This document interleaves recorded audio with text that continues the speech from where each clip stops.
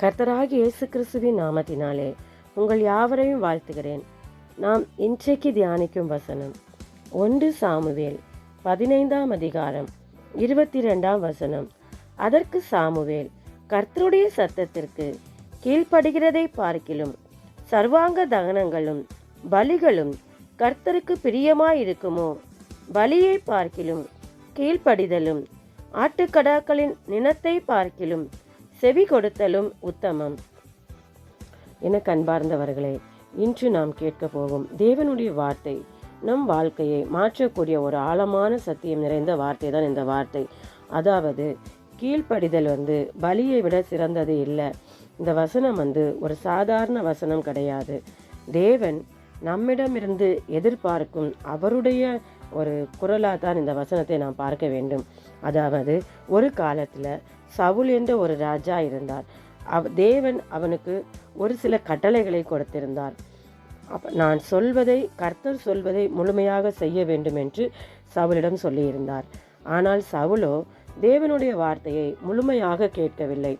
அவன் சிந்தனையை கொஞ்சம் சேர்த்து எது நல்லதுன்னு அவன் நினைத்து அவன் மனதில் தோன்றினதை அவன் செய்தான். தேவன் சொன்னதை மாற்றி செய்தான். அவன் நினைத்தது என்ன தெரியுமா? நான் பலி செலுத்துகிறேன், அது தேவனுக்கு பிடிக்கும் அப்படி என்று சவுல் ராஜா நினைத்தாரு. ஆனால் தேவன் இல்லை. தேவன் என்ன சொன்னார்னா, நான் என்ன சொல்றேனோ அதை நீ அப்படியே செய் என்று. இன்றைக்கு அதை செய்யாதது தான் பெரிய தவறாக சவுலுக்கு வந்தது. அன்பார்ந்தவர்களே, தேவன் நம்முடைய செயல்களை மட்டும் பார்க்கவில்லை, நம்முடைய கீழ்ப்படுதலையும் அவர் பார்க்கிறார். பல நேரங்களில் நாம் நினைக்கிறோம், நான் நன்றாக ஜெபிக்கிறேன், நான் நல்ல காரியங்கள் நிறைய செய்கிறேன், நான் தேவனுக்காக ஏதாவது செய்து கொண்டே இருக்கிறேன் என்று. ஆனால் தேவன் கேட்கிறார் என்று இல்லை.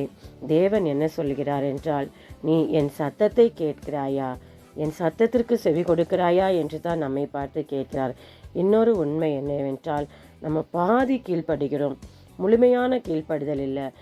சவுல் பாதி கீழ்ப்படிந்தான், ஆனால் தேவனுக்கு அது உகந்ததா இல்லை. நாம் இன்று நம்முடைய வாழ்க்கையிலும் நாம் சில விஷயங்களில் கீழ்ப்படுகிறோம், சில விஷயங்களில் நம்முடைய வழிகளில் மாமிச சிந்தையில் நாம் நடக்கிறோம், கர்த்தருடைய ஆலோசனையை நாம் விட்டு விடுகிறோம்.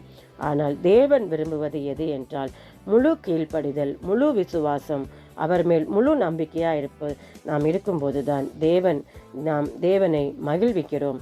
நம்முடைய பலியால் அல்ல, நம்முடைய இருதயத்தால் நாம் எது செய்தாலும் கர்த்தருக்கு அது உகந்ததாக இருக்கும்.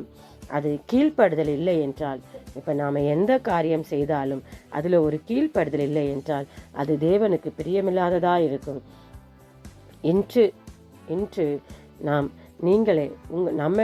நம்மிடம் நாம் கேட்க வேண்டிய கேள்வி என்னவென்றால், நான் தேவனின் சத்தத்தை கேட்கிறேனா, அவர் சொன்னதை முழுமையாக செய்கிறேனா என்று நம்மை நாமே நிதானித்து பார்ப்போம். சில நேரங்களில் கீழ்ப்படிதல் சுலபமில்லை என்றாலும் அது நம்முடைய மனதிற்கு கொஞ்சம் கஷ்டமாக இருக்கும். கர்த்தருடைய வசனத்தின்படி நடப்பது எளிதானது அல்ல. ஆனாலும் அதில் தான் ஆசீர்வாதம் இருக்கிறது, அதில் தான் வெற்றி இருக்கிறது. கர்த்தருடைய ஆலோசனையை நாம் கீழ்ப்படிந்து நடக்கும்போது ஆசீர்வாதமும் வெற்றியும் நமக்கு கிடைக்கும். நாம் நினைவில் வைத்து கொள்ள வேண்டிய காரியம் ஒன்று என்னவென்றால், நம்முடைய பலி முக்கியமில்லை, கீழ்ப்படிதல். நாம் கர்த்தருக்கு எந்த அளவுக்கு அவருடைய வார்த்தைக்கு கீழ்ப்படுகிறோமோ அதுதான் மிகவும் முக்கியம். நாம் தேவன் சொன்னதை கேட்கும்போது சொன்னதை கேட்க வேண்டும், அவர் சொன்னதை தாமதியாமல் செய்ய வேண்டும், அவருக்கு முழுமையாக நம்மை ஒப்பு கொடுக்க வேண்டும். நாம் இன்று அப்படி செய்யும்போது நம்முடைய வாழ்க்கையில் என்ன நடக்கும் என்றால், தேவனுடைய கிருபையும் ஆசீர்வாதமும் அளவில்லாமல் பெருகும். நாம் இப்பொழுது ஜெபிப்போமா? அன்பின் பரலோக பிதாவே, உம்மை நன்றியோடு துதிக்கிறோம், சோத்தரிக்கிறோம் கர்த்தாவே. விசேஷமாக இந்த நாள் நாங்கள் வாசித்த சத்தியத்தின்படி தகப்பனே, பலியை அல்ல, தேவன் இரக்கத்தை அப்பா தகப்பனே, செவி கொடுத்தலை, உம்முடைய சத்தத்திற்கு கீழ்ப்படுகிறதை விரும்புகிற தேவன் கர்த்தாவே, உம்முடைய சத்தத்தை கேட்கும் இருதயத்தை எங்களுக்கு தரும்படியாய் ஜெபிக்கிறோம். தேவ சித்தத்தை விட அப்பா தகப்பனே, எங்கள் சித்தத்தை விட உம்முடைய சித்தத்தை செய்து வாழ அப்பா உமக்கு நாங்கள் கீழ்ப்படிந்து நடக்கக்கூடிய கிருபையை எங்களுக்கு தரும்படியாய் ஜெபிக்கிறோம்.